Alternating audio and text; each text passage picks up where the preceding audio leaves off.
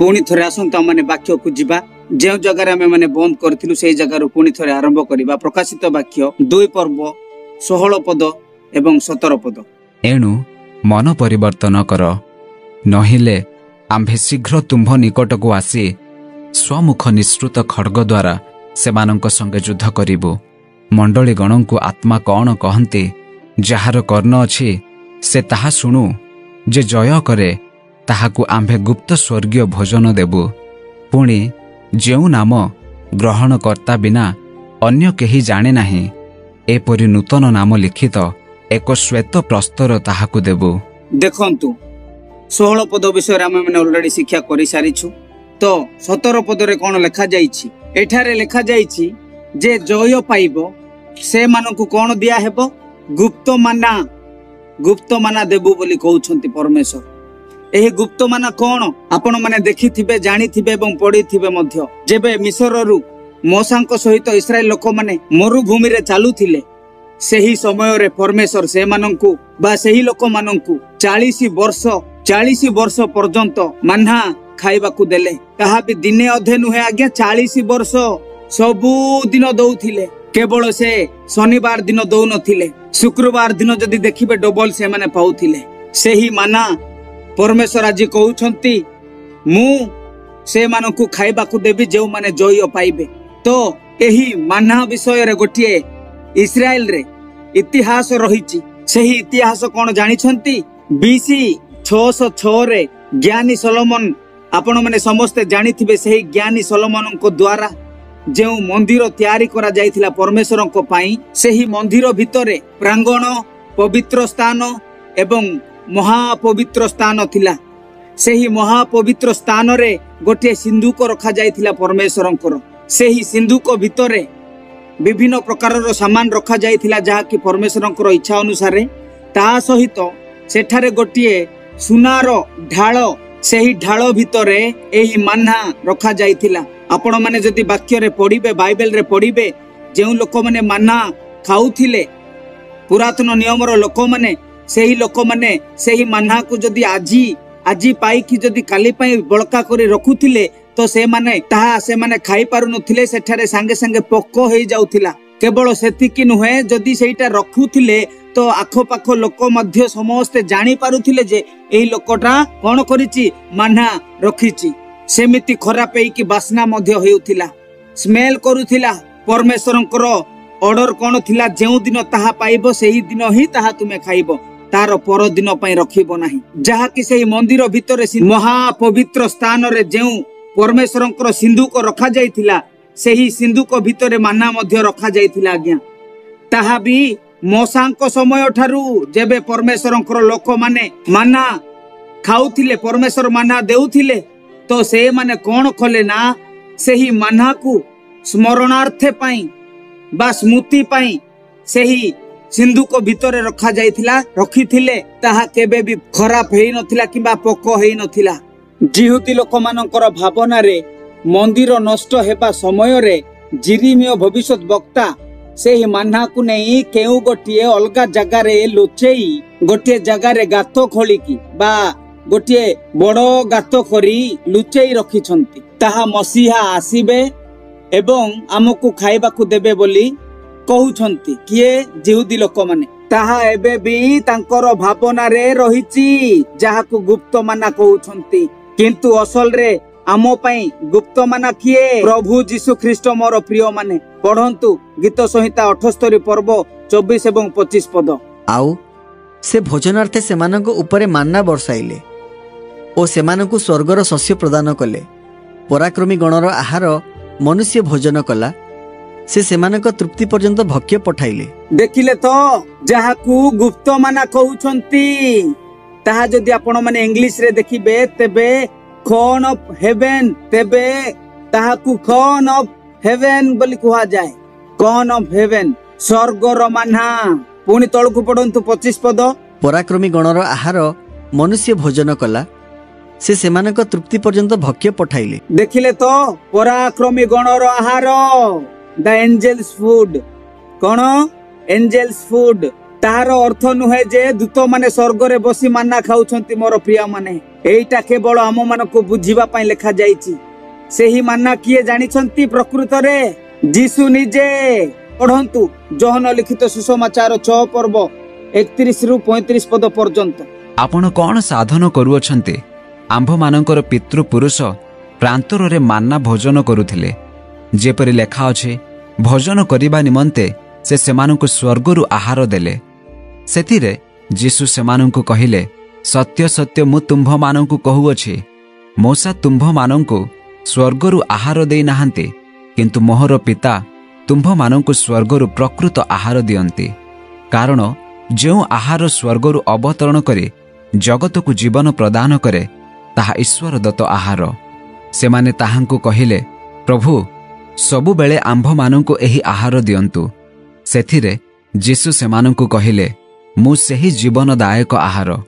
जे मो निकटकु आसे से कदापि क्षुधित हेब नाही, आउ जे मो ठारे विश्वास करे से कदापि तृषित हेब नाही। जीसु ही निजे मान्ना बोली एठारे कहउछंती, मु ही जीवनदायक आहार। पुणी पढ़ंतु 48 एवं 49 पद। मु जीवनदायक आहार। तुम्भ मानकर पितृपुरुष प्रांतर रे मान्ना भोजन करे मृत्यु भोग कले। केही जेपरि भोजन करी मृत्यु भोग न करे, एथि निमंते स्वर्गरु अवतरण करिबा आहार एही अटे। मु स्वर्गरु अवतीर्ण सेही जीवंत आहार। केही जदि एही आहार भोजन करे से अनंत काल पर्यंत जीवित रहिब। हाँ, मु जेउ आहार देबी ताहा मोहर मांस, मु ताहा जगतर जीवन निमंते देबी। देखिले तो पुणी पढ़ंतु सेही 6 पर्वर 57 पद मध्य। जे मोहर मांस भोजन करे ओ मो रक्त पान करे से मो ठारे रहे ओ मु ताहा ठारे रहे। जीवंत पिता जेपरि मते प्रेरण कले ओ मु पितांक हेतुर जीवित थाए, सेही परि जे मते भोजन करे से मध्य मो हेतु जीवित रहिब। जो आहार स्वर्गरु अवतरण करिअछि ताहा एही। पितृपुरुष जेपरि भोजन करी मृत्यु भोग कले से प्रकार नुहे जे एही आहार भोजन करे से अनंत काल पर्यंत जीवित रहिब।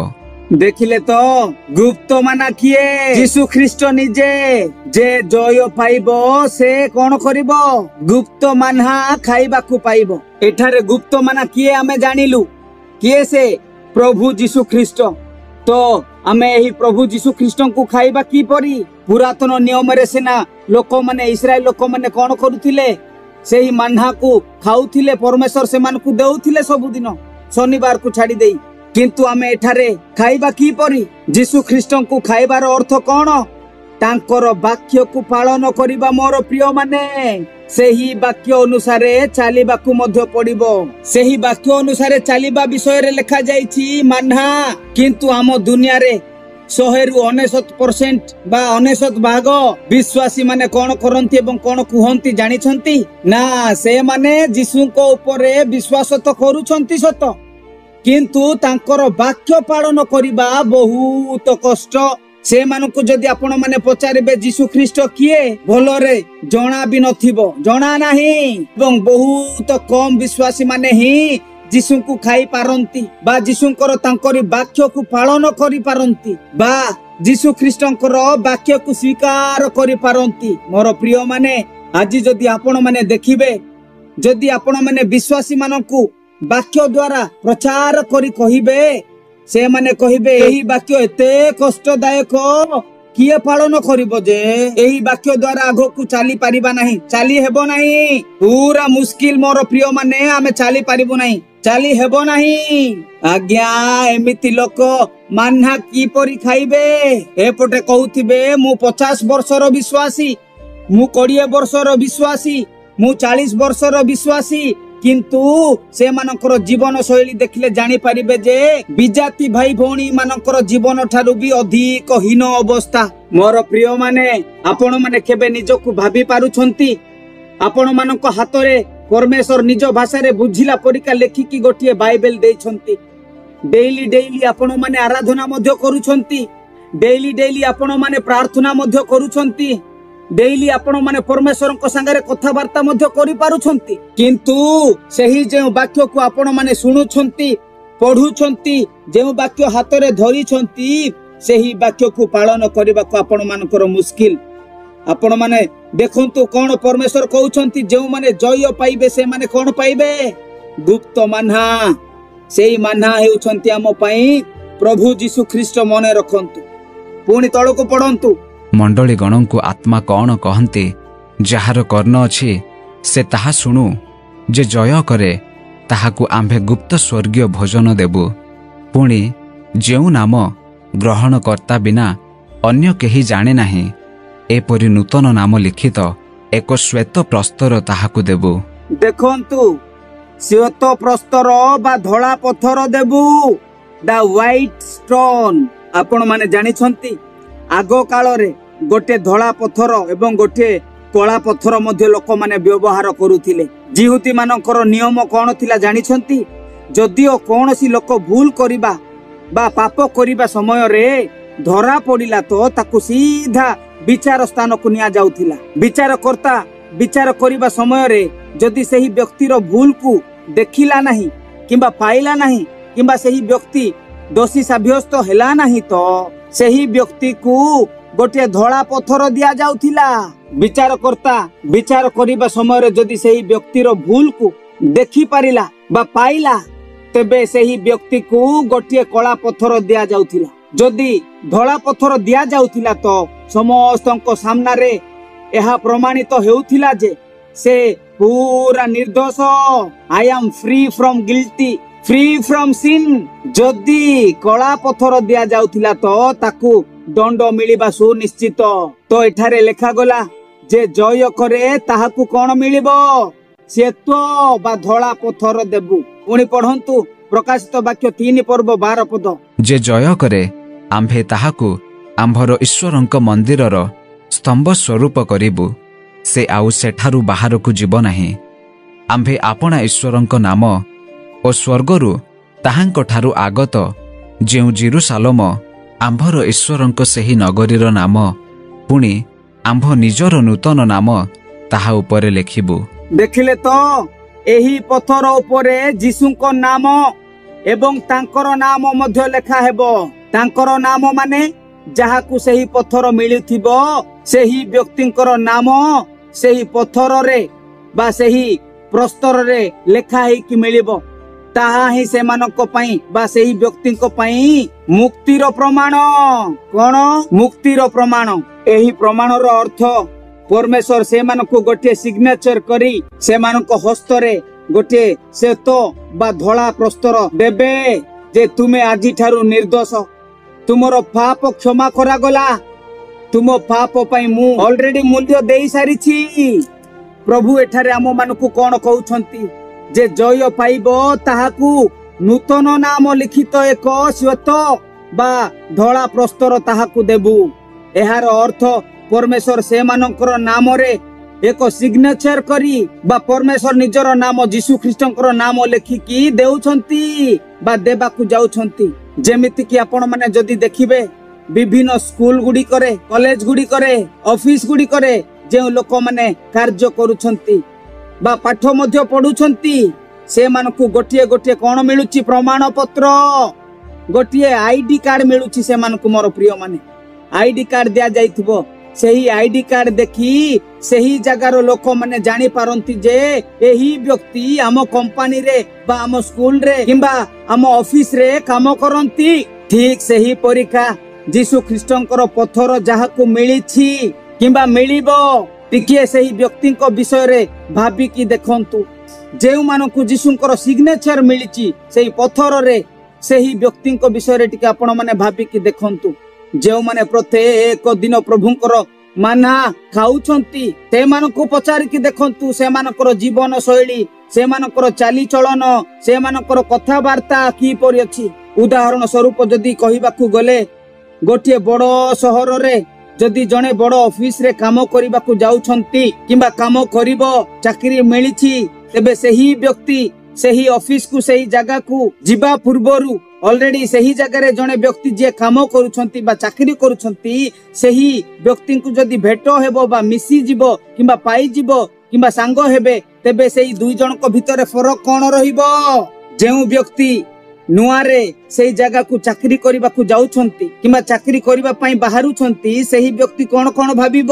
ମୁଁ ସେହି ନୂଆ ଜାଗାକୁ ଯାଉଛି, ରହିବା ପାଇଁ ମତେ ଠିକରେ ଘର ମିଳିବ କି ନାହିଁ, ଜାଗା ମିଳିବ ନା ନାହିଁ, ଅଫିସ କେମିତି ଥିବ, ସେଠିକାର ଲୋକ କିପରି ଥିବେ, ଠିକ ସମୟରେ ଦରମା ଦେବେ ନା ନାହିଁ, ମୋ ପାଇଁ ଏହା ସୁବିଧା ଥିବ କି ସେହା ସୁବିଧା ଥିବ କି, ଏହିପରି ସେ ମନେ ମନେ ଭାବି ଭାବି ଚିନ୍ତା କରୁଥିବ। ଦରମା ଠିକ ଦେବେ କି ନାହିଁ ଚିନ୍ତା କରିବ। କିନ୍ତୁ ଯେଉଁ ବ୍ୟକ୍ତି ଆଗରୁ ସେଠାରେ କାମ କରୁଛନ୍ତି, ସେ କେବେ ବି ଏହି ସବୁ ବିଷୟରେ ଭାବିବ ନାହିଁ। ସେ କେହି ବି ଯେଉଁ ଜାଗାରେ କାମ କରୁଛନ୍ତି ସେହି ଲୋକମାନେ କେବେ ବି ସେହି ବିଷୟରେ ଭାବିବେ ନାହିଁ, କାରଣ ସେହି ବ୍ୟକ୍ତି ଆଗରୁ ହିଁ ସେଠାରେ ସେହି ଜାଗାରେ ସେହି ସ୍ଥାନରେ କାମ କରୁଛନ୍ତି, ଆଉ ସମସ୍ତ ବିଷୟ ତାଙ୍କୁ ଜଣା ମଧ୍ୟ ଅଛି, ପ୍ରମାଣ ପତ୍ର ମଧ୍ୟ ପାଇସାରିଛନ୍ତି, ଆଇଡି କାର୍ଡ ମଧ୍ୟ ପାଇସାରିଛନ୍ତି। ଠିକ ସେହିପରି ଆଜି ଅନେକ ବିଶ୍ୱାସୀ ମାନଙ୍କର ପରିସ୍ଥିତି, ସେମାନଙ୍କ ଭିତରେ ଏହିପରିକା ସନ୍ଦେହ, ପ୍ରକୃତରେ ପ୍ରଭୁ ଯୀଶୁ ଖ୍ରୀଷ୍ଟ କିଏ ସେମାନଙ୍କୁ ଜଣା ନାହିଁ, ଜାଣିପାରନ୍ତି ନାହିଁ। ସେମାନେ ବିଶ୍ୱାସ ତ କରୁଛନ୍ତି, ବାପ୍ତିସ୍ମ ତ ନେଇଛନ୍ତି, ଉଦ୍ଧାର ତ ପାଇଛୁ ବୋଲି କହୁଛନ୍ତି, କିନ୍ତୁ ଆଜି ପର୍ଯ୍ୟନ୍ତ ସେମାନଙ୍କର ମନରେ ସନ୍ଦେହ ଅଛି।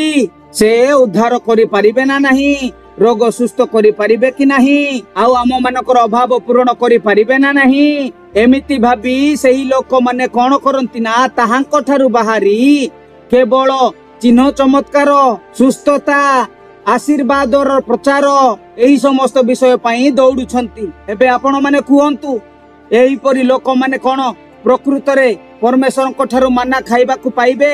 ମାନା ଖାଉଛନ୍ତି ନା ପ୍ରଭୁ ଯୀଶୁ ଖ୍ରୀଷ୍ଟଙ୍କର ସିଗ୍ନେଚରର ପଥର ବା ଧଳା ପଥର ପାଇଛନ୍ତି? ମୋର ପ୍ରିୟ ମାନେ, ନିଜେ ନିଜକୁ ଟିକେ ପରୀକ୍ଷା କରିକି ଦେଖନ୍ତୁ, ଆଜି ପରମେଶ୍ୱର ସେହି ବର୍ଗ ମଣ୍ଡଳୀକୁ କଣ କହୁଛନ୍ତି ଏବଂ ଆପଣ ମାନଙ୍କୁ ଏବଂ ମତେ ମଧ୍ୟ ସେ କଣ କହୁଛନ୍ତି। ପ୍ରକୃତରେ ମୁଁ ତ ଜୀବନ୍ତ ପରମେଶ୍ୱରଙ୍କର ସେବା କାର୍ଯ୍ୟ କରୁଛି, ସେବକ ସେବିକା ବୋଲିକି କହୁଛୁ, କିନ୍ତୁ ପ୍ରକୃତରେ କଣ ପରମେଶ୍ୱରଙ୍କୁ ଆମେ ମାନେ ଜାଣିଛୁ, ବିଶ୍ୱାସ ରଖୁଛୁ, ଭରସା ରଖୁଛୁ ନା ନାହିଁ? ନା କେବଳ ଆମେ ମାନେ ପରମେଶ୍ୱରଙ୍କୁ ଆମ ମାନଙ୍କର ଇଚ୍ଛା ଅନୁସାରେ ବ୍ୟବହାର କରୁଛୁ? ନିଜକୁ ପରୀକ୍ଷା କରିକି ଦେଖନ୍ତୁ।